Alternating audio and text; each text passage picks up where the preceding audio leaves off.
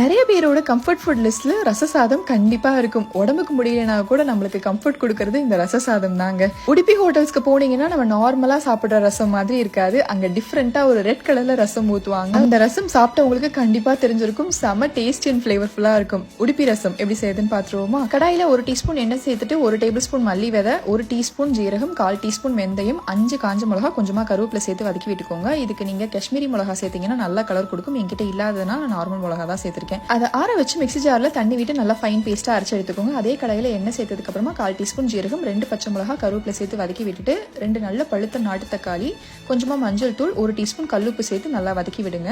தக்காளி இந்த அளவுக்கு மசிஞ்சு வந்ததுக்கு அப்புறமா ஒரு சின்ன லெமன் சைஸ் அளவுக்கு புளிய தண்ணியில கரைச்சு சேர்த்துக்கோங்க.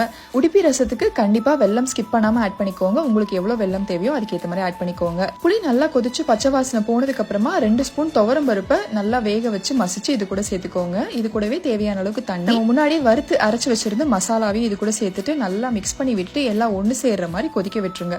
எல்லாம் நல்லா தளத்தலன்னு கொதிச்சு பச்சை வாசனை எல்லாம் போய் வந்ததுக்கு அப்புறமா கொஞ்சமா பெருங்காயத்தூள், கொத்தமல்லி தலையை நல்லா தாராளமா கட் பண்ணி ஆட் பண்ணிட்டு கேஸ் ஆஃப் பண்ணிட்டீங்கன்னா சூப்பர் டேஸ்டியான உடுப்பி ரசம் ரெடி. கண்டிப்பா ட்ரை பண்ணி பாருங்க.